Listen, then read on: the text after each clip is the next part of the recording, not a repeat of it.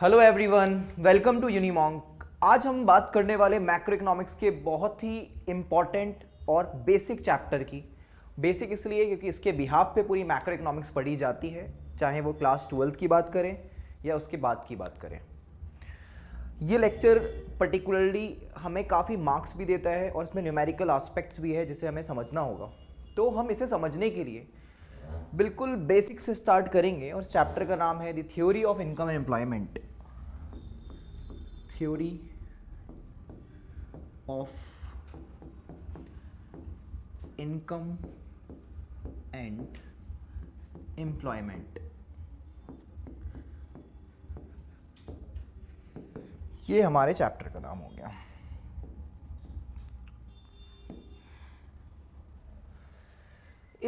in this chapter we will talk about कि कौन कौन से एस्पेक्ट्स हैं जिसके थ्रू इनकम और एम्प्लॉयमेंट को दर्शाया जाता है। अब ऐसे सुनने में तो ऐसा लग रहा है ये टर्म, यार इनकम एम्प्लॉयमेंट ये तो बड़ी बेसिक सी चीज़ें हैं, लेकिन हम देखेंगे इकॉनमी में क्या क्या डायमेंशन से क्या क्या चेंजेस आते हैं जिसके कारण इनकम और एम्प्लॉयमेंट में चेंजेस आएंगे। ये chapter theory of income employment, income और एम्प्लॉयमेंट की थ्योरी के बारे में ही बताया करता है। एक बार ज़रा इसके बैकग्राउंड में चलते हैं। 1929 में वॉल स्ट्रीट क्राइसिस आती है। आप ऐसे मान लीजिए कि स्टॉक मार्केट यूएसए का गिर जाता है। इस टाइम पे कंपनीज, इंडस्ट्रीज अपने अपने आउटपुट्स, प्रोडक्शन शट डाउन करना शुरू कर देते हैं। क्राइसिस कुछ इस प्रकार से आती है कि बैंकिंग सिस्टम इस टाइम पे कोलैप्स करता है। अब बैंकिंग सिस्टम कहीं ना कहीं इकोनॉमी के हर एस्पेक्ट से लिंक्ड है। अब ऑब्वियस है कि कंपनी सोचेगी कि ये अब इकोनॉमी ग्रो कर भी पाएगी या नहीं कर पाएगी, तो उन्होंने क्या किया, शट डाउन कर दिया। उसके कारण लेबर्स और अनएम्प्लॉयमेंट ज़्यादा हुआ, लेबर्स को निकाला गया इंडस्ट्री से, अनएम्प्लॉयमेंट ज़्यादा हो गया। उसके बाद पता चलता है इनकम काफ़ी फॉल हो चुकी है। तो ये चैप्टर इस टाइम पे काफ़ी फेमस हो गया था। इस टाइम पे एक इकोनॉमिस्ट है जिनका नाम है किन्स, जिनको कीनीजियन इकोनॉमिक्स भी कहा जाता है, जिनके द्वारा कीनीजियन इकोनॉमिक्स, और कीनीजियन इकोनॉमिक्स का ही एक चैप्टर है जो हम लोग मैक्रो इकोनॉमिक्स में पढ़ रहे हैं। तो अगर सीयूईटी में अगर ये पूछा जाए ना कि किन्स ने कौन सी वाली इकोनॉमिक्स की बात करी थी, वो मैक्रो इकोनॉमिक्स था, क्योंकि सीयूईटी में ये सीधे सीधे थ्योरी का क्वेश्चन पूछ लिया जाएगा, क्योंकि बुक में नहीं मिलेगा ये। ठीक है, ये बैकग्राउंड था। ये भाई साहब बैठे हुए थे 1929 में, पहले इनको कोई जानता नहीं था। 1936 में इन्होंने इस क्राइसिस का रीजन बता दिया। अब क्या रीजन बताया था, क्या हो क्या रहा था एक्चुअली, सुनिएगा। बिफोर आप ऐसे समझो कि 1936 में एक बुक आती है, इस बुक का नाम हम लोग याद रखेंगे एग्जाम के लिए। ठीक है भाई, ये एग्जाम के लिए क्यों याद रखेंगे, क्योंकि हर एक क्वेश्चन आने चाहिए एग्जाम में। ठीक है, चाहे ऑप्शंस भी दे रखा हो फिर भी तुमको वो आता हो। ये theory of income and employment है ना, किनकी बुक है, किन्स की। कीनीजियन इकोनॉमिक्स कौन सी है, मैक्रो वाली, जो मॉडर्न इकोनॉमिक्स हम लोग पढ़ रहे हैं पूरे नेशनल लेवल पे, that is known as Keynesian economics. 1936 में इन्होंने बुक लिखी। देख रहे हो कितना टाइम लिया, क्योंकि उन्होंने भाई समझने की कोशिश करी हुआ क्या। एक्चुअली इससे पहले जो इकोनॉमिस्ट जिनका हम नाम लिया करते हैं उनको आप बोलोगे क्लासिकल इकोनॉमिस्ट। ठीक है, इससे पहले क्लासिकल इकोनॉमिस्ट हुआ करते थे। बात को समझेंगे, अब यहीं से चैप्टर की शुरुआत हो रही है। Classical economist versus Keynesian economist, इन दोनों में कुछ डिफरेंस था। वो डिफरेंस के कारण एक नई विंग्स निकल के आई मैक्रो की, जो कीनीजियन ने निकाली है। अब ऐसी कौन सी लड़ाई थी इन दोनों के बीच में। क्लासिकल इकोनॉमिस्ट जो थे वो ऐसा कहते थे, ये टर्म सुनिएगा, supply creates its own demand. Supply creates its own demand. ऐसा कौन कहते थे भाई, क्लासिकल इकोनॉमिस्ट कहते थे। क्लासिकल इकोनॉमिस्ट ज्यादा एम्फेसाइज करते थे सप्लाई साइड इकोनॉमिक्स पे। भाई सप्लाई साइड इकोनॉमिक्स का मतलब क्या हुआ, ये कह रहे हैं कि सप्लाई खुद ही डिमांड क्रिएट कर देगी। तो मतलब तुम सप्लाई करते जाओ, अपने आप लोग डिमांड करेंगे, सब कुछ हो जाएगा। कीनीजियन ने इसको तोड़ दिया यहाँ पे। उन्होंने बोला बताओ अब जरा सप्लाई करके दिखाना। अब कोई सप्लाई नहीं करने वाला है वहाँ पे। कीनीजियन बोल रहा करो सप्लाई, अब बिकेगा ही नहीं तुम्हारा सामान, उल्टा वेस्टेज और हो जाएगी और इकॉनमी और नीचे गिरेगी। तो कीनीजियन ने फोकस किस पे किया? डिमांड साइड इकोनॉमिक्स पे। Keynesian demand side economist, classical मतलब पुराने जमाने की इकोनॉमिस्ट, ऐसे बोलो। बड़े सारे नाम रहे हैं, एल्फ्रेड मार्शल जो हम सुन रहे हैं, वो सब क्लासिकल इकोनॉमिस्ट है। इसके अंदर क्लासिकल इकोनॉमिस्ट में एक पिगू नाम के, तो इन सब नाम को मैं एक अलग लेक्चर में बताऊंगा, ठीक है, यूईटी के लिए। अभी अपन ये देखने वाले इन दोनों में डिफरेंस क्या था। इन्होंने सप्लाई साइड पे एम्फेसाइज किया, इन्होंने डिमांड साइड पे किया, और उसी डिमांड पे ये पूरा चैप्टर खुल जाएगा थोड़ी देर के बाद। आप इस चैप्टर के अंदर एक चीज गौर करना, सप्लाई पे बहुत ज्यादा ग्राफ्स भी नहीं है, बहुत ज्यादा इक्वेशंस भी नहीं है, और बहुत ज्यादा न्यूमेरिकल भी नहीं है। डिमांड पे, क्योंकि कीनीजियन का जो फोकस ज्यादा था ना वो डिमांड पे था। अच्छा, ऐसा क्या था कि डिमांड इतनी इंपॉर्टेंट हुई थी कीनीजियन के अकॉर्डिंगली? अकॉर्डिंग टू किन्स, एक कोट लिखवा रहा हूं किन्स का, ठीक है, ये भी याद रखना। अगर मन हो तो कोई सब्जेक्टिव पेपर में डाल के आ सकते हो, बहुत अच्छे मार्क्स मिलेंगे, ठीक है। He said we are all dead in long run. इन्होंने ये कोट दी थी, ठीक है, बुक में नहीं मिलेगा नॉर्मली। ये कहने की कोशिश कर रहे हैं कि हम लोग सारे लॉन्ग रन में मर जाते हैं। नहीं, ऐसा कुछ नहीं है। हमारी जो भी पॉलिसी है वो वेस्ट हो जाती है। आपने पॉलिसी 2018 में कुछ बना के रखी थी, मैं अगले साल ये करने वाला हूं, पता चला कोविड आ गया 2 साल के बाद, तो आपने जो पॉलिसी बनाई वो तो वेस्ट हो गई, राइट। कीनीजियन आप ऐसे समझो, कीनीजियन शॉर्ट टाइम पे जो मतलब अभी जो कंडीशन चल रही है ना उसके हिसाब से पॉलिसीज बनाने पे फेवर करते थे। ऑब्वियसली बनानी भी ऐसे ही चाहिए। क्लासिकल इकोनॉमिस्ट जो सप्लाई कर लो, कीनीजियन बोल रहे अभी सोचो, अभी डिमांड हो रही है, अब सप्लाई तो किए जा रहे हो। बोले ठीक है कर दो सप्लाई, अगले साल बिक जाएगा सामान, नहीं बिका तो कहीं ना कहीं इनके थॉट्स में ये बात झलकती है। और डिमांड जो होती है ना वो शॉर्ट टर्म को ही इंपैक्ट डालती है। आप देखा जाए तो डिमांड अभी हो रही है, अभी, that's why he was not in favour of long run basically, क्योंकि इन्होंने बोला कि हम कुछ जानते ही नहीं है। अब भाई लॉन्ग रन, किसी से मैं पूछा, कोई इकोनॉमिस्ट है, उनसे पूछा कि भाई इसकी सलाह दे दो इस पॉलिसी की, वो अगर बचना चाहे तो एक स्टेटमेंट कह के बच सकता है, बोले लॉन्ग रन का मेरे को क्या पता। अब किन्स ने बोल दिया भाई लॉन्ग रन तो हमको पता ही नहीं है, अब कुछ भी क्या कर सकते हैं, ठीक है। तो ये हमने देखा डिफरेंस था कहीं ना कहीं। अब हम लोग क्लासिकल इकोनॉमिक्स नहीं पढ़ रहे, हम पढ़ रहे हैं इनको। अब हम चैप्टर स्टार्ट करें theory of income and employment. यहां तक सिर्फ इंट्रोडक्शन था। वॉल स्ट्रीट क्राइसिस होती है बेसिकली। मैं आपको एक चीज़ बताता हूँ कि क्राइसिस का क्या पहलू था, इसको बहुत ज़्यादा बताने की ज़रूरत नहीं थी। आप ऐसे समझो, बैंक है, बैंक, ठीक है, तो बैंक के पास आप पैसे डिपॉजिट करते हो, तो जब पैसे डिपॉजिट करते हो तो उस पैसे से, ठीक है, वो वाले पैसे से बैंक लोन भी देता है। अगर वो 100% जो आपने पैसा डिपॉजिट किया वो लोन पे दे दे और तुम वापस पैसा लेने के लिए आए तो उसके पास तो बचेगा ही नहीं कुछ भी। बैंक की इनकम क्या है? बैंक के पास हमने पैसा डिपॉजिट किया सेविंग बैंक अकाउंट में, फिक्स डिपॉजिट में, और बैंक ने क्या किया, सारा पैसा लिया और जाके बिजनेसमैन को दे दिया, जाओ, क्योंकि लोन लेने वाले तो आते हैं। तो भाई अब तुम गए वापस, बोले अरे सुनिए ना बैंक जी मेरे को जरा सा पैसा दे दो, बोले वो तो है ही नहीं। अब सोचो ऐसी अगर सिचुएशन हो जाए, इसमें कितना गड़बड़ होगा। तुम क्या करोगे? तुम बाहर हल्ला कर दोगे। तुम बोले भाई पैसा ही नहीं है। अब तुम मेरे पास आके हल्ला करोगे, मैं क्या करूंगा? मैं भी भागूंगा बैंक के पास, ऑटोमेटिकली भागूंगा।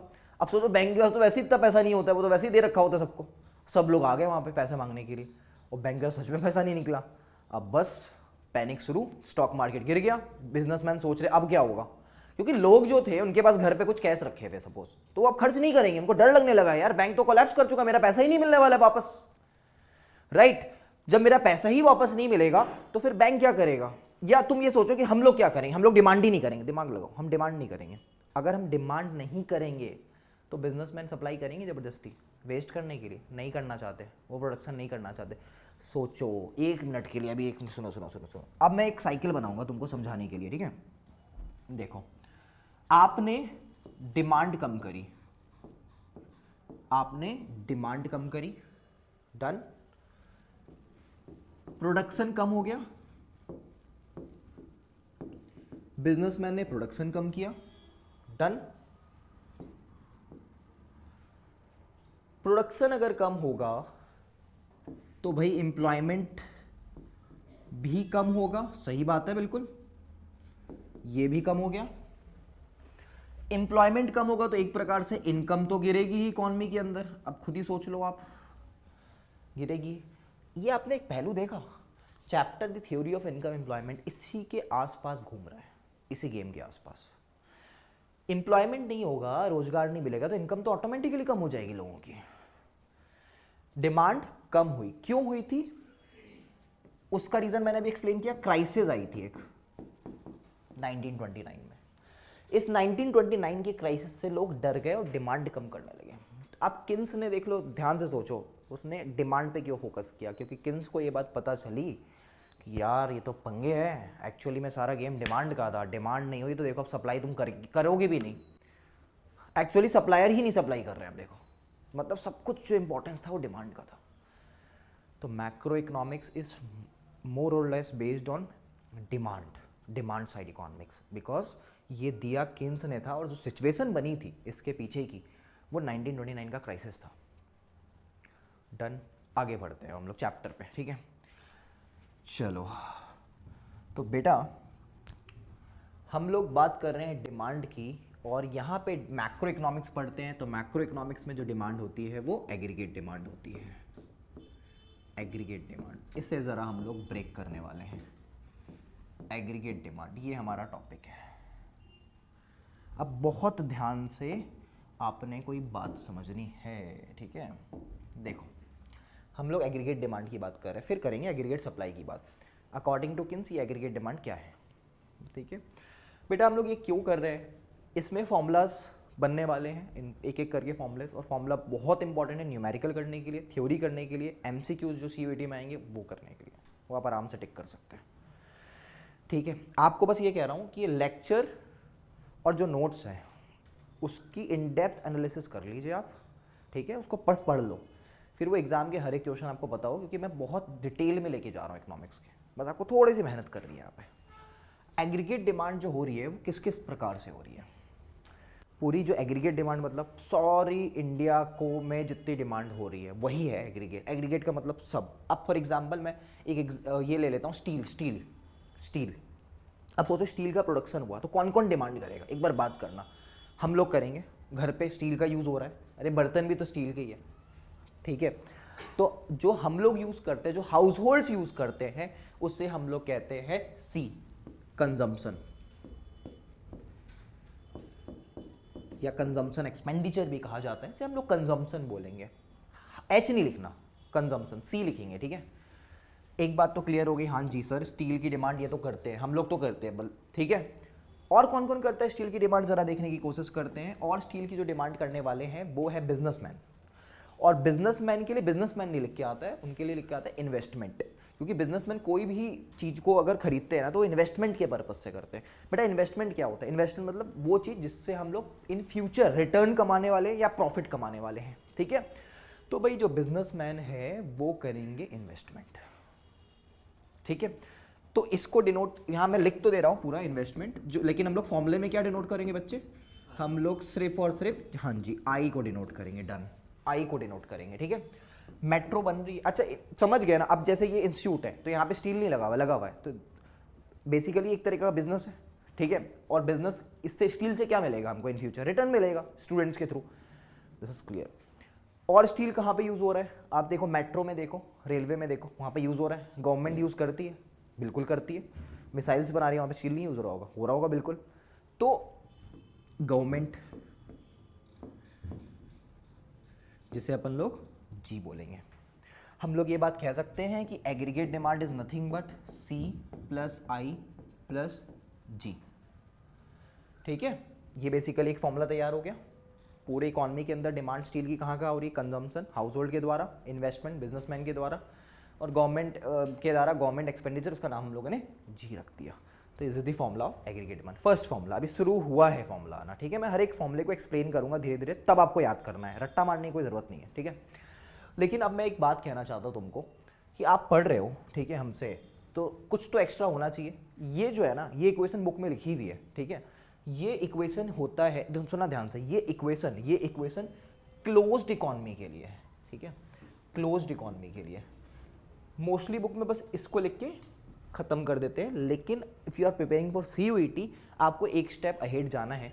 इसकी एक ओपन इकोनॉमी की भी इक्वेशन है, कुछ कुछ बुक में है, सारी बुक्स में नहीं है, कुछ बहुत ही रेयर बुक में है, ठीक है। मैं आपको बताने वाला हूँ उसके बारे में, ठीक है। हालांकि वो बहुत जनरलाइज इक्वेशन है, जब कॉलेज में जाओगे पढ़ाई करने के लिए तो ये ओपन इकोनॉमी और पता नहीं क्या क्या हो जाएगा, ठीक है। इन कॉलेज में आप इकोनॉमिक्स जब लेने वाले हो तो अब ये सर हुआ क्या, आप ये बोल के आ रहे हो कि क्लोज्ड इकोनॉमी ओपन इकोनॉमी। देखो भैया, क्लोज्ड इकोनॉमी मतलब इंडिया के अंदर ही ट्रेड हो रहा है, उससे बाहर नहीं जा रहा। इकोनॉमी ओपन कर दी मतलब अपन लोग ट्रेड एक्सपोर्ट इंपोर्ट बाहर से भी कर लेंगे। एक्सपोर्ट मतलब समझते हो, यहाँ से इंडिया से गुड्स प्रोड्यूस होके बाहर जाना, और इंपोर्ट का मतलब जैसे हम लोग आईफोन खरीद लेते थे पहले, ठीक है, तो बाहर से ले रहे थे, ठीक है, दैट इज इंपोर्ट।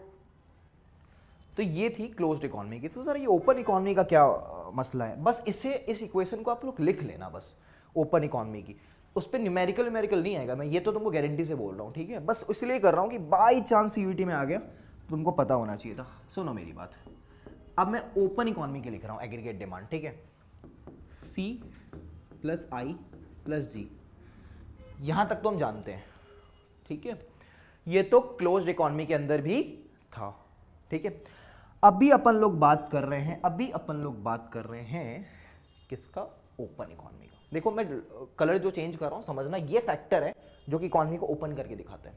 स्टील की, मैं बस ये कह रहा हूँ, सुनो मेरी बात ध्यान से, आप लोग एग्रीगेट डिमांड को जानने की कोशिश कर रहे हैं। स्टील की डिमांड देख ली इंडिया के अंदर जो हो रही थी, ठीक है। क्या स्टील की डिमांड बांग्लादेश नहीं कर रहा होगा, इंडिया से कर रहा होगा? इंडिया एक बिग नेशन है, राइट। चाइना से यूजुअली पाकिस्तान लेता है स्टील, तो इंडिया से बहुत छोटी छोटी कंट्रीज होगी जो स्टील लेती होगी, ठीक है। तो अब आप एक बात सोचो, प्रोड्यूसर के लिए वो क्या है। मैं कह रहा हूँ सर, जैसे हम बोल रहे रिलायंस वाले को कि सर आप मेरे को ना थोड़ी और स्टील दो। बोले क्यों? बोले मेरे को एक्सपोर्ट करना है, इंडिया से बाहर भेजना है, तो उनको और ज़्यादा प्रोडक्शन करना पड़ेगा। इसका मतलब ज़्यादा डिमांड ही तो हुई है एक तरीके से, ठीक है। तो प्लस एक्सपोर्ट, ये एक्स जो रिप्रेजेंट कर रहा है एक्सपोर्ट को रिप्रेजेंट कर रहा है, एक्स, हम लोग एक्सपोर्ट को एक्स लिखते हैं, ठीक है। लेकिन सर एक और बात है, ऐसा भी तो हो सकता है, अब देखो सुनो मेरी बात, हम लोग फोन्स, सपोज इंडिया में अगर फोन्स बनता, ठीक है, तो हम लोग इंडिया का भी खरीद रहे होते, ठीक है। लेकिन ज़रूरी है सिर्फ इंडिया का खरीदेंगे, बाहर का भी तो खरीद सकते हैं, हमको वो ज़्यादा अच्छा लगता है, ठीक है। इसका मतलब इंपोर्ट, अब तुम दिमाग लगाओ, एक फ़ोन कंपनी है इंडिया वाली, ठीक है, इंडिया वाली फ़ोन की कंपनी है, वो सोच रही है कि भाई मेरे को कितना डिमांड करना है, भाई इतना डिमांड करना है जो इंडिया के अंदर और इंडिया से बाहर जा रहा हूँ। लेकिन एक मिनट मेरी बात सुनना, कुछ ऐसे भी फ़ोन्स होंगे जो बाहर से इंडिया की तरफ आ रहे हैं, उस कंपनी के लिए एक तरीके से लॉस हो रहा है, क्योंकि वो लोग, देखो वो लोग हमें बेच के जा रहे हैं, इसका मतलब डिमांड डाउन होगी, इंडिया के अंदर की डिमांड डाउन होगी, इंडिया के अंदर की। मैं जैसा सपोज सुनो, आप लोग मेरे से पढ़ते हो, ठीक है, तो मैंने पता कर लिया, अच्छा इतने सारे मेरे स्टूडेंट थे। बाद में पता चलता है कोई बाहर से एक टीचर आता है और मेरे कुछ बच्चे उनसे पढ़ने लग जाते हैं। तो बताओ मेरी डिमांड कम हुई या नहीं हुई? हुई है, बिल्कुल हुई है। मेरे को अब कम टाइम, और एक तरीके से आप ऐसे भी दे सकते हो, सर अब आपको कम टाइम देना पड़ेगा, एक बैच कम कर लो, आपके चल गया एक बैच, ठीक है। तो यही मैं ये कहना चाह रहा था आपको कि अगर अपन लोग इंपोर्ट करते हैं बाहर से, वो मेरी इंडिया की डिमांड कम करेगा। क्या बाहर से लेना चाह रहे हो, मेरे लिए अच्छा नहीं है, लेकिन क्या करें, अब ऐसा तो होता है, लेकिन रियलिटी तो है, राइट। तो एक्सपोर्ट माइनस एम होता है इंपोर्ट, ठीक है। ये जो पार्ट है ना, ये इसी चैप्टर के अंदर ही, नेशनल इनकम के अंदर भी, इस पार्ट को अपन लोग बोलते हैं नेट एक्सपोर्ट। क्या कहते हैं बच्चे? नेट एक्सपोर्ट कहते हैं इसे। नेट एक्सपोर्ट मतलब समझ गया है, मतलब मिला जुला के मेरे कंट्री से सामान कितना बाहर जा रहा है, इसे नेट एक्सपोर्ट कहा जाता है। X for export, M for import, ठीक है। अब जैसे सोचो इंडिया से बाहर 50 यूनिट्स, 50 फ़ोन जा रहे हैं और हम लोग बाहर से 40 ले रहे हैं, तो 10 का फ़ायदा हुआ सिर्फ इंडिया को, हुआ ना, उसको बोलेंगे नेट एक्सपोर्ट। आपने क्या याद रखना है? ये इक्वेशन याद रखनी है। ये कौन सी इक्वेशन है? ये है ओपन इकोनॉमी की। ओपन इकोनॉमी क्यों लिखा हमने, फिर से बताना ज़रा भाई। ओपन इकोनॉमी इसलिए लिखा क्योंकि अब हम लोग तैयार हो चुके हैं ट्रेड करने के लिए बिफोर 1991। इसीलिए तो वो वाला लेक्चर देखो यूट्यूब में अवेलेबल है, एलपीजी रिफॉर्म्स 1991, वो लेक्चर देखना एलपीजी रिफॉर्म्स वाला, 1991 के बारे में ही बताया गया उसमें, उसके बाद ही इकॉनमी ओपन होती है। क्या होता है उस टाइम पे, क्या चल रहा होता है, सब उस लेक्चर में बताया गया, इसको देखना जरूर आप लोग। और 1991 के बाद ये इक्वेशन, 1991 के पहले वो इक्वेशन, ऐसे तुम समझो, ठीक है। क्योंकि 1991 में क्या होता है, इंडिया के अंदर रिफॉर्म्स आ जाते हैं, तब हम लोग बाहर की कंट्री से ट्रेड करना शुरू कर देते हैं। That is very important for CUET, ठीक है। असेंडिंग ऑर्डर में बहुत सारी चीज़ें अरेंज करने के लिए आ रहा है आजकल, है ना। जैसे WTO कब बना था, 1995 में बना था। 1991 में LPG रिफॉर्म्स हुए, ठीक है। फिर एक case GATT, GATT, general agreement और ट्रेड एंड टैरिफ, ये भी इंडियन इकोनॉमी की बुक में है, इससे असेंडिंग ऑर्डर में अरेंज करने के लिए आ चुका है, ठीक है। तो डेट जरा याद रखेंगे आप लोग। चलिए, हमने अभी यहाँ तक ये समझा कि ये इकॉनमी जो है वो ओपन और क्लोज क्या होती है, क्या नहीं होती, समझ गए अपन लोग, ठीक है। अब हम लोगों को और बात करनी है, और इतने से में नहीं काम चलेगा, ऐसे अगर ये चैप्टर था फिर तो हो गया यार, ठीक है।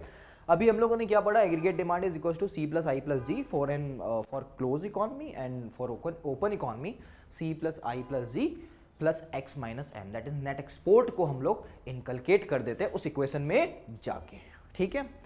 अभी एग्रीगेट डिमांड यहाँ पे कहाँ खत्म हो जाएगी, अगर किन्स ने कुछ बोला है तो फिर तो वो खींचने वाला है, ठीक है। बड़ा जिद्दी आदमी है ये। चलो देखते हैं एग्रीगेट डिमांड की इक्वेशंस में हमको क्या ब्रेक करना है एग्जाम के पॉइंट ऑफ व्यू से, ठीक है। मैं अभी एग्रीगेट सप्लाई नहीं करा रहा हूँ, तो कुछ है ही नहीं, वो तो एकदम ही ईजी है, ठीक है। अब समझेंगे, ध्यान से सुनना बच्चे, ध्यान से। कंजम्पशन जो है, कंजम्पशन, इससे अपन लोगों को तोड़ना है अब, ठीक है। और इसको तोड़ के फॉर्मूला बनने वाला है, उसे समझना है, ठीक है। देखो भाई, न्यूमेरिकल आने वाला CUET पे, इस पे कंजम्पशन कंजम्पशन कंजम्पशन को हम लोग तोड़ने वाले हैं। तुम देखो, अभी तक मैंने इक्वेशन लिख दी, अब इसे तोड़ना चाह रहा हूं मैं बेसिकली, ठीक है। हमारे जो कोर्स में उसके अकॉर्डिंगली C को तोड़ना होता है, बाकी दोनों को नहीं तोड़ना होता है। इन्वेस्टमेंट के बारे में फिर भी मैं थोड़ा सा एक स्टेप आगे जाके बुक से बताऊंगा CUET के लिए। कंजम्पशन दो प्रकार की होती है, कंजम्पशन दो प्रकार की होती है, दो प्रकार की। एक होती है फिक्स्ड कंजम्पशन, फिक्स्ड कंजम्पशन, है ना बेटा। फिक्स्ड कंजम्पशन को इकोनॉमिक्स में कहा जाता है ऑटोनोमस कंजम्पशन, ऑटोनोमस कंजम्पशन। अरे कंजम्पशन को ऑटोनोमस कंजम्पशन बोला था, फिक्स वाली को, ठीक है। एक होती है इंड्यूस्ड कंजम्पशन, इंड्यूस्ड, ठीक है सर। इंड्यूस्ड कंजम्पशन मतलब, अरे जो फिक्स नहीं होती, ठीक है, वेरिएबल बोल लो आप, वेरिएबल, ठीक है। बोले सर लिख तो दिया, बड़ा अच्छा लग रहा है, लेकिन समझ में कुछ नहीं आया, ठीक है। आपने बोला क्या, ये फिक्स और ऑटोनोमस, चलो जरा समझते अपन लोग इससे ये होती क्या है, ठीक है। देखो, हमने दो पार्ट में ब्रेक कर दिया। मैंने आपको कहा कि कंजम्पशन दो प्रकार की होती है, एक हो गई फिक्स्ड कंजम्पशन जिसको ऑटोनोमस बोलते, नाम याद रखना एकदम, मैं बता रहा हूं तुमको, क्वेश्चन पूछ लेगा इस पे भी। एक होती है इंड्यूस जो बदलती रहती है। भाई ये ऑटोनोमस कौन सी कंजम्पशन होती है, रोटी कपड़ा मकान सुना है ये टर्म, जो जिंदा रहने के लिए खाते हैं, नेसेसिटी, नेसेसिटी भैया, नेसेसिटी, इसे कहते हैं fixed consumption.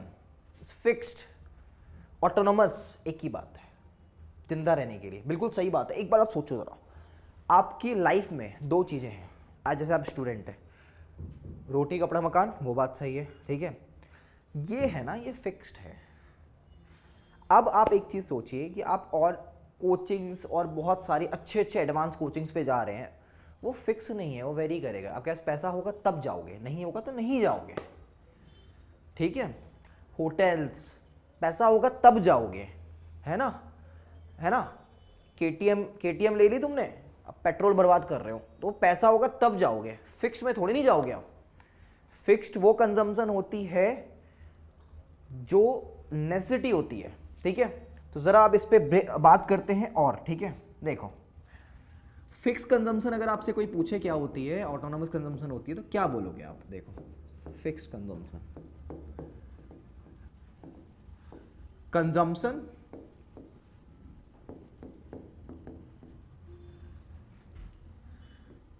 At zero level of income,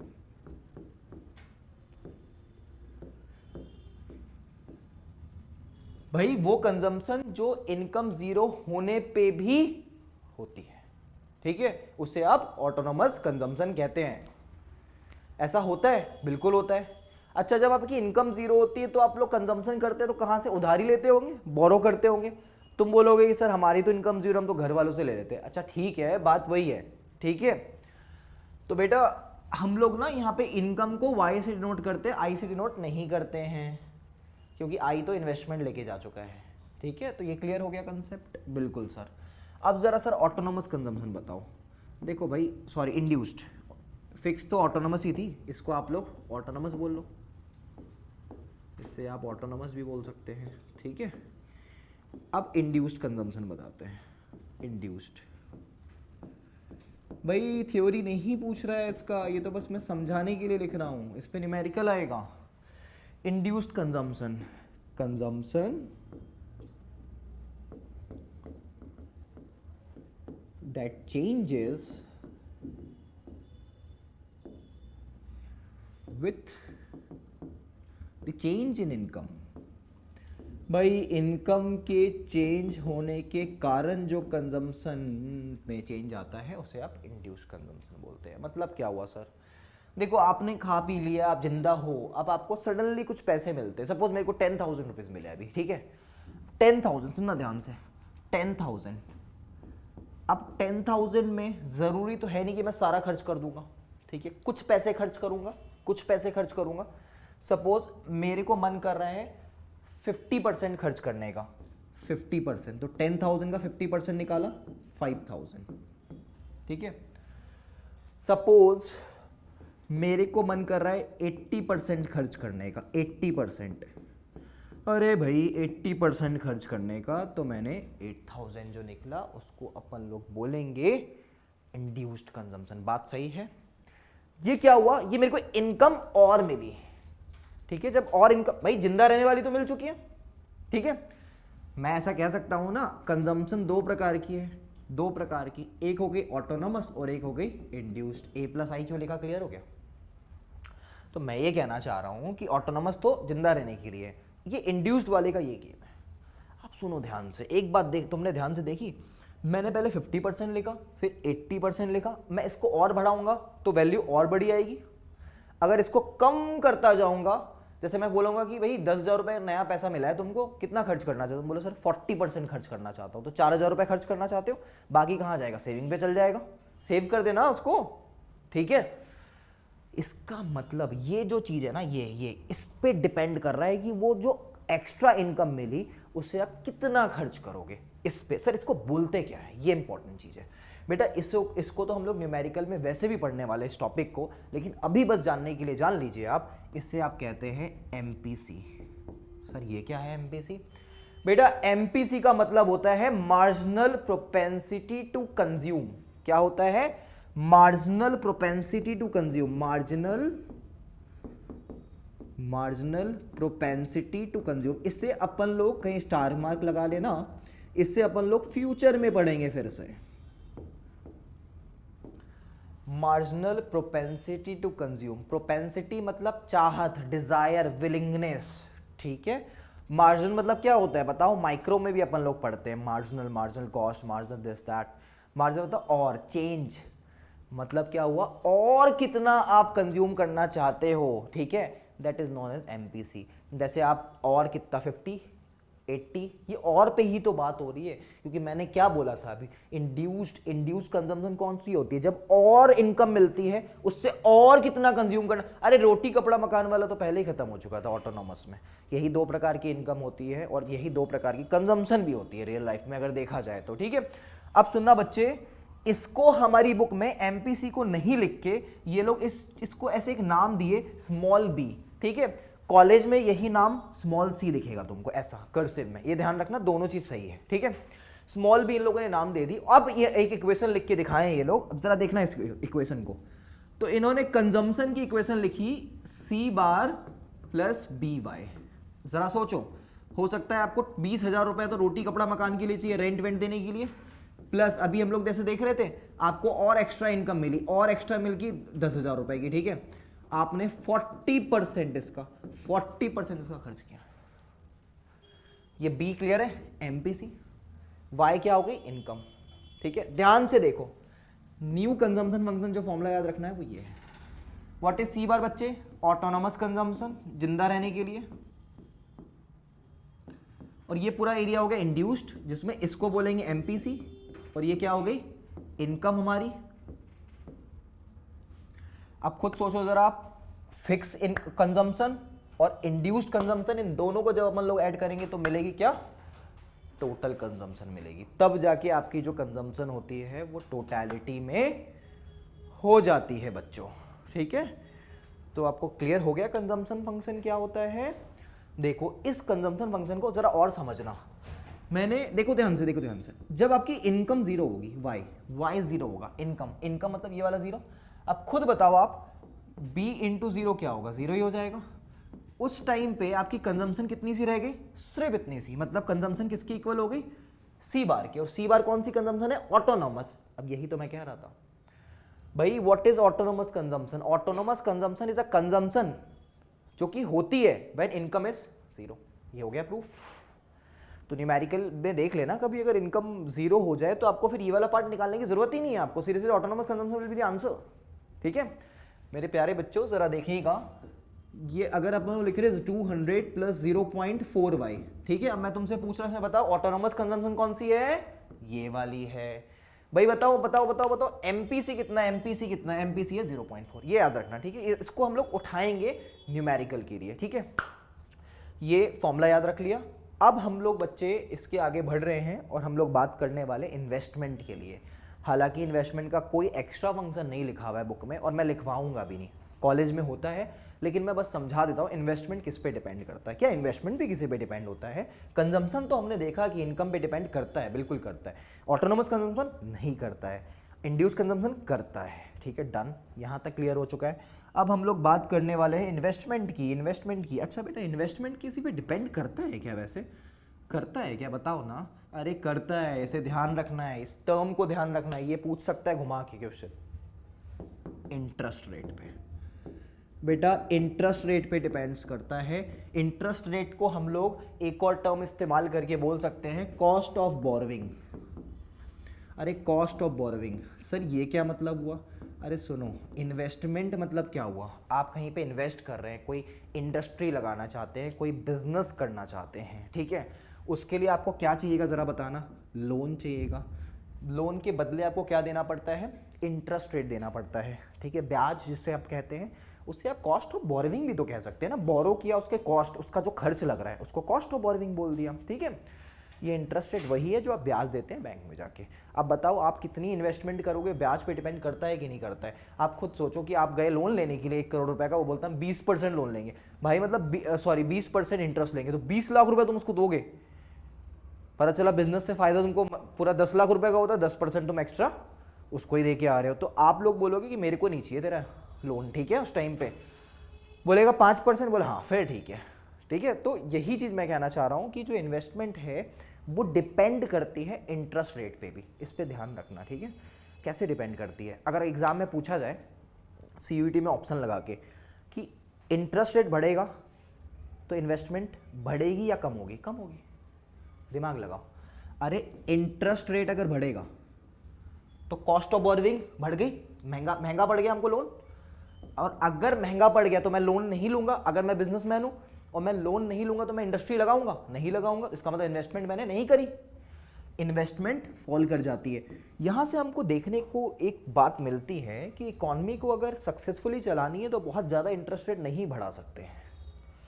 अगर ज़्यादा इंटरेस्ट रेट एक हद से ज़्यादा बढ़ाएंगे तो जो बिजनेसमैन है ना वो लोन ले लेंगे। और तुम क्या चाहते हो? इंडस्ट्री ना लगे इंडिया के अंदर। तुम क्या चाहते हो? एम्प्लॉयमेंट ना हो, इनकम ना हो। हम ये नहीं चाहते हैं। इसीलिए हम लोग ट्राई करेंगे कि इंटरेस्ट रेट को लो रखना। अगर केस स्टडीज़ का कोई क्वेश्चन आता है नॉर्मली 12th के एग्जाम में, या नहीं तो सीयूईटी में अगर आपसे पूछा जाता है ऑप्शंस में कि क्या सही रहेगा अगर आपको इकॉनमी को ग्रो करवाना है और आप चाहते हैं इन्वेस्टमेंट बढ़े, ठीक है, तो सबसे अच्छा सही यही रहेगा कि इंटरेस्ट रेट को लो रखें, मॉडरेट रखें। अगर आप इंटरेस्ट रेट को हाई करेंगे तो इन्वेस्टमेंट बहुत ही ज़्यादा एक्सपेंसिव हो जाएगी और वो लेना बंद करेंगे investment. As a result industries नहीं लगेगी, एम्प्लॉयमेंट नहीं होगा, इनकम नहीं होगा, जीडीपी गिर जाएगी, ठीक है। चलिए हमने ये चीज़ समझ लिया। देखो ये सब जो चीज़ें हैं ना जो मैं ये कह रहा हूँ, अभी क्या हुआ, एक सीयूईटी का जो पेपर आया ना उसमें बड़े सब्जेक्टिव टाइप के क्वेश्चन थे ऑब्जेक्टिव पेपर के अंदर। सब्जेक्टिव टाइप के मतलब वो बोले कि ये कंडीशन है, एक कंडीशन बोल दी और बोला कि बताओ क्या सही रहेगा। इसका मतलब कुछ रटी हुई चीज़ नहीं हो रही है, आपको खुद सोचना पड़ेगा बैठ के वहाँ पे। तो फिर अगर सोचना पड़ेगा तो फिर इन सब पे तो डिस्कशन करना बहुत ज़्यादा इंपॉर्टेंट हो गया, ठीक है। तो अभी तक हम लोगों ने पढ़ लिया है, बस सुनिएगा मेरी बात। Aggregate demand is equal to C plus I plus G, ये इक्वेशन क्लियर हो चुकी है। गवर्नमेंट एक्सपेंडिचर पे कोई भी एक्सप्लेनेशन नहीं है, उसको आपको करने की ज़रूरत नहीं है, ठीक है। अच्छा बच्चों, ये एग्रीगेट डिमांड की इक्वेशन हुई। हम लोगों को एक लास्ट बात करनी है एग्रीगेट सप्लाई की, ठीक है। एएस मतलब एग्रीगेट सप्लाई। सर इस पे कुछ बात करनी है क्या? बिल्कुल भी नहीं करनी है। एग्रीगेट सप्लाई पे कोई भी एक्सप्लेनेशन ब्रेक नहीं करनी है हमको अपने कंटेंट में, जो है बस उसी को ध्यान रखना है। लेकिन एक बात ध्यान रखना, एग्रीगेट सप्लाई, ध्यान से सुनना मेरी बात, ठीक है। अब मैं तुमसे एक क्वेश्चन पूछ रहा हूँ, सीयूईटी में अगर आ जाए तो डरना मत, ठीक है। आउटपुट और aggregate supply versus aggregate supply, इसमें कुछ फर्क है क्या? कंसेप्ट समझ रहे हैं हम लोग। आउटपुट, कुछ लोग बोलते हैं आउटपुट और एग्रीगेट सप्लाई एकदम एक है, नहीं, सुनो मेरी बात। जो ग्राफ बनता है ना, उसमें ये बात सही है कि आउटपुट और एग्रीगेट सप्लाई को एक अजम्पशन ले लेते हैं, लेकिन अगर तुमसे डायरेक्टली क्वेश्चन पूछा गया ना ऑब्जेक्टिव में जाके कि बिल्कुल सेम है या अलग है, तो किस चीज से अलग है? मैं तुमको एक सिंपल सी बात बताता हूँ, सुनना ध्यान से, ठीक है। मैं तुमको सिंपल सी बात बताता हूँ। आउटपुट जो है ना, आउटपुट देखो तुमको समझ में आ जाएगा। आउटपुट जो है, और ये जो फॉर्मूला है ना बच्चे, ये नेशनल इनकम में लगा हुआ तो दिखा था, आपने सोचा नहीं था कि ये लिखा हुआ क्यों है। That is nothing but aggregate supply plus unsold stock. मतलब आप कह सकते हैं इन्वेंट्री भी बोला जाता है। अरे मशीन से जो आउटपुट प्रोड्यूस हो रहा है, क्या वो जरूरी है उसकी सप्लाई हो चुकी होगी मार्केट में? जरूरी नहीं है, कुछ मेरे इंडस्ट्री के अंदर रखा होगा तो उसको क्या कहते हैं? अनसोल्ड स्टॉक ही तो बोलते हैं, उसको इन्वेंट्री तो कहते हैं। मतलब आउटपुट और एग्रीगेट सप्लाई एक चीज नहीं है, आउटपुट ज्यादा होता है एग्रीगेट सप्लाई से। हाँ, अगर आपने सब कुछ एक साथ सेल कर दिया तो आउटपुट एग्रीगेट सप्लाई एक होगी। क्या कभी ऐसे हो सकता है तुमसे पूछ ले कि एग्रीगेट सप्लाई आउटपुट से भी ज्यादा होगी? ऐसे कैसे हो सकता है भाई? तुम प्रोडक्शन की नहीं, सप्लाई कहां से कर रहे हो? ठीक है, फिर वो तो तुम कॉपी जीन्स हम लोग वो सब पहनते हैं ना, फिर पता चला वो वाला बेच रहे हो, वो एक अलग चीज हो गई, ठीक है। यहां तक क्लियर हो गया इन दोनों के बीच में, ठीक है। अब एक और चीज सुना, ये लोग कहते हैं एग्रीगेट सप्लाई जो होगी उससे एक इनकम जनरेट होगी। पूरे इंडिया के अंदर स्टील की सप्लाई हो रही है, और सोचो इंडिया के अंदर सिर्फ और सिर्फ स्टील होता है प्रोडक्ट प्रोड्यूस। हम खाते भी स्टील है, क्या बात है, सब कुछ पहनते भी स्टील है, वाओ आयरन मैन। तो सब कुछ स्टील से होता है। इन दैट केस हम कह सकते हैं उससे जो इनकम जनरेट होगी वही नेशनल इनकम होगी। मतलब पूरे इंडिया की इनकम उस स्टील से ही होगी, उसी एग्रीगेट सप्लाई से होगी। इसीलिए बुक में ये लिखा होता है, तो आप भयभीत ना हो कि एग्रीगेट सप्लाई को वाई बोला जाता है। वाई मतलब नेशनल इनकम। अरे एग्रीगेट सप्लाई से ही तो इनकम जनरेट होगी, तो एग्रीगेट सप्लाई तो वाई की इक्वल हो गई। यहाँ तक ठीक है। ये सब एक नोटेशंस है जो इन लोगों ने यूज कर रखी है, ठीक है। Aggregate demand is clear, Y is equal to aggregate supply, ठीक है। एग्रीगेट सप्लाई पे आपको कुछ नहीं बोलना यार, एग्रीगेट सप्लाई में कोई पंगा नहीं है। एग्रीगेट सप्लाई में कोई ये सोचना नहीं पड़ेगा कंजम्पशन क्या हो रही है, इन्वेस्टमेंट क्या हो रही है, ये सब चीज़ें नहीं सोचनी पड़ेगी इसमें, ठीक है। इसलिए इसके बारे में किन्स ने कोई एक्सप्लेन नहीं किया। और किन्स को एग्रीगेट सप्लाई से ज़्यादा मतलब था? नहीं, वो तो डिमांड साइड इकोनॉमिक्स की बात कर रहा था, ठीक है। तो आप कहीं ना कहीं इस चैप्टर के अंदर ये चीज़ गौर कर रहे होंगे, एग्रीगेट सप्लाई की बात नहीं करी, क्योंकि किन्स को उससे मतलब ही नहीं है ना, ठीक है। चलो, हमने यहाँ पे देखा एग्रीगेट डिमांड और एग्रीगेट सप्लाई कैसे होता है इक्वेशंस में, ठीक है। अब हम लोग बस ग्राफ की बात करते हैं और चैप्टर को एंड करते हैं यहाँ पे, ठीक है। इसके ग्राफ्स कैसे बनेंगे जरा ध्यान से सुनना। किन्स ने, याद करो डिमांड कर किसने बनाया? एल्फ्रेड मार्शल, सीयूईटी याद रखना। एल्फ्रेड मार्शल ने डिमांड कर दिया। एल्फ्रेड मार्शल ने और क्या दिया? Law of diminishing marginal utility दिया। एल्फ्रेड मार्शल ने क्या क्या दिया? डिमांड का law of diminishing marginal utility, ये याद रखना है सीयूईटी के लिए, ये क्वेश्चन पूछ सकता है, ठीक है। और इंडिफरेंस कर्व को हिक्सियन अप्रोच भी कहा जाता है। ऐसे क्वेश्चन माइक्रो इकोनॉमिक्स के ये भी याद रखना, एग्जाम में आने वाले हैं, ठीक है। बिल्कुल आपको भाई किस इकोनॉमिस्ट ने कौन से कंसेप्ट दिए इसे याद रखना है, उन्होंने कौन कौन से कोट्स बोले उसे याद रखना है, यही सीयूईटी है, ठीक है। कंसेप्ट जो आप पढ़ रहे हैं वो तो पढ़ के ही रखना है आपको। एनसीईआरटी आपको फॉलो करनी होती है, लेकिन एडवांस की स्टेज पे भी कुछ चीज़ें आपको प्रिपेयर करनी पड़ेगी अगर आपको फुल मार्क्स चाहिए। फुल मतलब फुल, एक भी गलत नहीं, ठीक है। अब किन्स ने जो ग्राफ बनाया है उसे ज़रा गौर करते हैं। उन्होंने एक्स एक्सिस में लिखा है वाई, इनकम भी बोल सकते हैं या आप आउटपुट भी बोल लो, और आउटपुट ही तो जीडीपी है इंडिया की, उसी से तो जीडीपी प्रोड्यूस पता चलती है। और इधर वाई एक्सिस में उन्होंने बताया है aggregate demand oblique aggregate supply, मतलब हम लोग एडी और एएस लिखना है, ठीक है। अब ये किन्स ने ऐसे ग्राफ नहीं बताया, वो इकोनॉमिस्ट लोगों ने जनरलाइज कर दिया, उन्होंने तो बेसिक बातें बता दी, ये प्रॉब्लम हुई थी। अब तुम बोलोगे सो किन्स ने बताया था, ऐसा नहीं है कुछ भी, ठीक है। हाँ बिल्कुल डिमांड कर्व लेकिन मार्शल ने दिया था, उस बात को आपको ध्यान रखना है, ठीक है। अच्छा बेटा सुनो, अब हम लोग पहले एग्रीगेट सप्लाई कर्व बना रहे हैं, ठीक है। बड़े पीसफुली ध्यान से इस बात को सुनना, मैं जो कहना चाह रहा हूँ। हम लोग एग्रीगेट सप्लाई कर्व बना रहे हैं, एक बार ध्यान से देखना, जिंदगी भर याद रहेगा।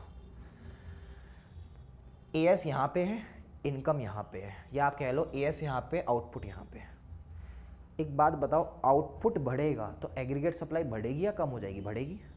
या ऐसे भी बोल सकते हो इनकम बढ़ेगी तो सप्लाई बढ़ ही रही होगी, ये भी तो एक बात हो गई। ऑब्वियसली पॉजिटिव रिलेशन से भी दिखेगा।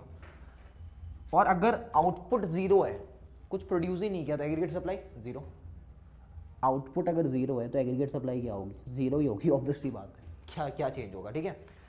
और जैसे जैसे आउटपुट बढ़ता जाएगा, जैसे जैसे आउटपुट बढ़ता जाएगा सप्लाई बढ़ती जाएगी। तो ये देखो एएस का कर्व क्लियर है, एग्रीगेट सप्लाई का कर्व क्लियर है। अपवर्ड स्लोपिंग क्यों है? यहाँ से स्टार्ट हुआ, कहाँ से स्टार्ट हुआ? ऑरिजिन से। अब तुमसे ये क्वेश्चन पूछा जा सकता है कि एग्रीगेट डिमांड और एग्रीगेट सप्लाई में से कौन सा कर्व ऑरिजिन से स्टार्ट होता है? एग्रीगेट डिमांड का ऑरिजिन से स्टार्ट नहीं होता है। क्यों नहीं होता है भाई एग्रीगेट डिमांड कर्व? जरा देखना एग्रीगेट डिमांड कर्व कहाँ से निकलता है? इस पॉइंट से निकलता है। अरे इस पॉइंट से नहीं निकलता है, मतलब तुम ऐसे समझ लो, जो भी कोई लाइन होगी ना, कोई भी लाइन होगी, उससे थोड़ा ऊपर से निकलेगा, मतलब ऑरिजिन से ऊपर से निकलेगा। भाई यहाँ से क्यों निकलता है, यहाँ पे क्यों नहीं? तुम खुद बताओ, क्या इकोनॉमी के अंदर डिमांड कभी जीरो हो सकती है? वो तो नहीं हो सकती। डिमांड के अंदर कंजम्पशन को जरा याद करो, उसमें हमने बोला था इवन जब इनकम जीरो होगी तब भी कुछ ना कुछ तो कंजम्पशन होगी ही। इसका मतलब एग्रीगेट डिमांड कभी भी जीरो नहीं हो सकती है, ठीक है। इसलिए एग्रीगेट डिमांड कर मैं यहां से निकाल रहा हूं, यहां से नहीं निकाल रहा हूं। ये यहां से क्यों निकल रहा है? क्योंकि यहां पे सी बार है, याद करो ऑटोनॉमस कंजम्पशन, ये सी बार के कारण, ठीक है। अच्छा एक सिंपल सा मैथमेटिक्स फंडा बताओ मेरे को, ठीक है। ये वाई एक्सिस है, ये एक्स एक्सिस है। मैथ्स में हम लोग पढ़ते आ रहे हैं ना, एक्स वाले पॉइंट में एक्स एक्सिस में वाई एक्स एक्सिस में वाई एक्सिस होता ही नहीं है, जीरो होता है, डन। वाई एक्सिस में एक्स एक्सिस नहीं होता, ये भी बात सही है, ठीक है। अब जरा बताओ एक्स एक्सिस में क्या लिखा हुआ है? इनकम।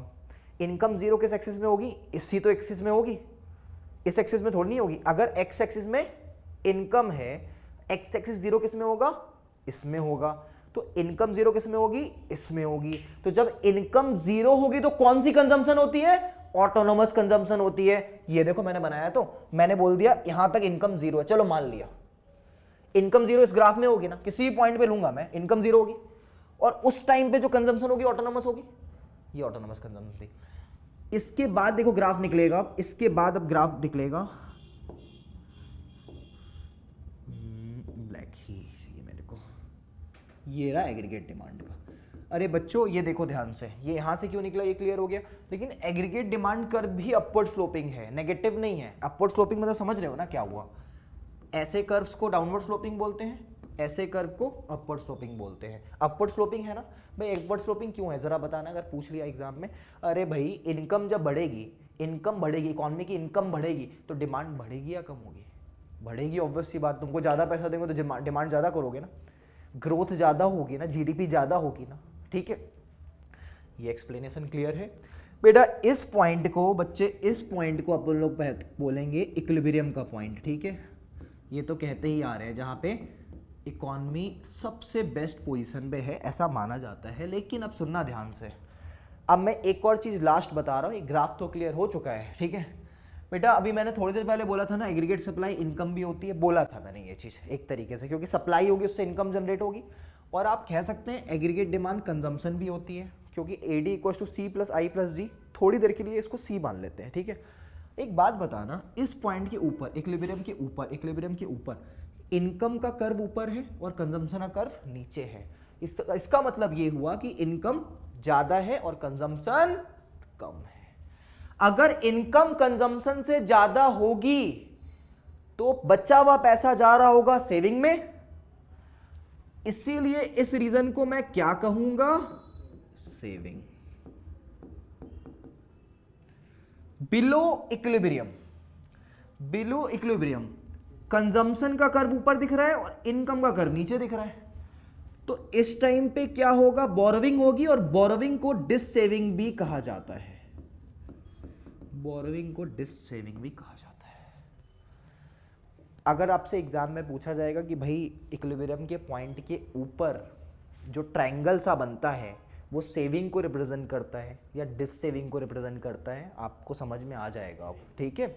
और उसके नीचे डिस सेविंग, क्योंकि भाई देखो डिस सेविंग क्यों, अब सुनो फिर से ध्यान से सुनना।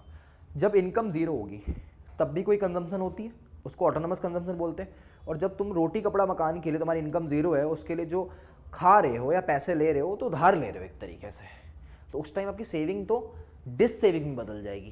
तो बोरोविंग कोई तो डिस सेविंग, तो कितना कितना डिस सेविंग होगा, जितना ऑटोनोमस कंजम्पशन होगा, जितना तुम रोटी कपड़ा मकान के लिए खाओगे उतना ही तो डिस सेविंग हो जाएगा बेसिकली, राइट। तो ये फिगर क्लियर हो गया। इसके अगले वाले लेक्चर में हम लोग सेविंग कर्व को इसी से डिराइव करने वाले सेविंग कर्व को, ठीक है, वो कैसा होता है। अभी हम लोगों ने basic theory of income employment के जो बेसिक फॉर्मूलेज वगैरह थे और कंसेप्ट थे वो हमने समझ लिए हैं। एक और क्लास जो लगेगी उसमें सेविंग कर्व का डेरिवेशन और अदर फॉर्मूला डिस्कस हो जाएगा, देन न्यूमेरिकल स्टार्ट हो जाएगा, ठीक है, जैसे भी न्यूमेरिकल्स हैं। देखो इस चैप्टर में एक न्यूमेरिकल का क्वेश्चन आएगा, एक छोटा वाला न्यूमेरिकल आएगा जो कंसेप्चुअल होगा, ठीक है। अगर आप लोग बोर्ड की बात करते हैं, और सीयूईटी में तो भाई फिर कुछ भी आ सकता है, वहाँ पे कुछ कह नहीं सकते कि ये पर्टिकुलर चीज़ आएगी, वो बुक से कहीं से भी कुछ भी पूछ लेंगे, तुमको पता नहीं चलेगा, ठीक है। तो इसके बाद का एक लेक्चर होगा बेसिकली थ्योरी का, एक होगा फॉर्मूला का डेरिवेशन का, एक होगा प्रॉपर न्यूमेरिकल का, उसमें बड़े सारे हम लोग को न्यूमेरिकल करने होंगे। तब जाके कहीं ना कहीं चैप्टर आपके क्लियर भी हो जाएगा और फिर आपके कोई भी क्वेश्चन नहीं रुकने जा वाले। एक्चुअली मैं क्या कर रहा हूँ इस वीडियोस के अंदर, जितने भी एक्स्ट्रा टॉपिक्स भी है वो मेरे दिमाग में है, वो मैं करवा चुका होता हूँ, ठीक है। तो भले ही आपको लेक्चर छोटा भी लगे तो हमको फ़ायदा यही तो है कि कम पढ़े और सीयूईटी का सारा क्वेश्चन अटैम्प्ट हो जाए, ठीक है। तो थ्योरी ऑफ इनकम एम्प्लॉयमेंट को आप जिस बुक से भी पढ़ना चाहें, एनसीईआरटी से पढ़ रहे, संदीप गर्ग से पढ़ रहे, वीके ओरी से पढ़ रहे, और एक और बुक है जिसका नाम भी मुझे ढंग से याद नहीं है, उसमें थोड़े से चीज़ें और भी ज़्यादा एडवांस लेवल पे दे रखी होती है, ठीक है। लेकिन these books are enough, otherwise जो नोट्स हैंडआउट्स वगैरह मिलेंगे मेरे से वो इनफ हो जाते हैं, ठीक है। एमसीक्यूज प्रैक्टिस करनी पड़ेगी, आपको टेस्ट देना ही पड़ेगा, ठीक है। तो टेस्ट का कोई सब्स्टिट्यूट नहीं है, क्योंकि एमसीक्यू को आप उस टाइम की ड्यूरेशन में कैसे 40 क्वेश्चन अटैम्प्ट करेंगे 50 में से, ठीक है, वो आपको देखना होगा। तो उसके लिए 2-3 बार टेस्ट तो कम से कम, ठीक है, 3 टेस्ट दे दो, 4 टेस्ट दे दो, अगर एग्जाम एकदम करीब आ चुके हैं। नहीं तो आपके ऐसे जर्नी में ना 20 टेस्ट हो जाए ना तो बढ़िया हो जाएगा, क्योंकि आपको हैबिट बन जाएगी पूरी, और मोस्ट प्रोबेबली उस टेस्ट से ही क्वेश्चन आ भी जाते हैं, ठीक है, मतलब सेम टू सेम। अगर आप 20 टेस्ट दे दिए तो बड़े सारे क्वेश्चन आप कर चुके हैं ऑलरेडी, मतलब आप 20 टेस्ट दे दिए तो मतलब आप समझ रहे हो एक पेपर में 50 क्वेश्चन है, ठीक है, तो कितने सारे तो क्वेश्चन तुमने ऐसे ही कर लिए, ठीक है। तो उस हम लोग बोलते हैं ना सर सारा क्वेश्चन टेस्ट पेपर से आ गए, क्योंकि उसमें क्वेश्चन ही इतने सारे डाल दिए थे ना अपन लोगों ने, ठीक है। तो आशा करता हूँ आपको लेक्चर समझ में आया होगा। आप देखते रहिए और शेयर करते रहिए इस लेक्चर्स को, और यूं ही पढ़ते रहिए। धन्यवाद।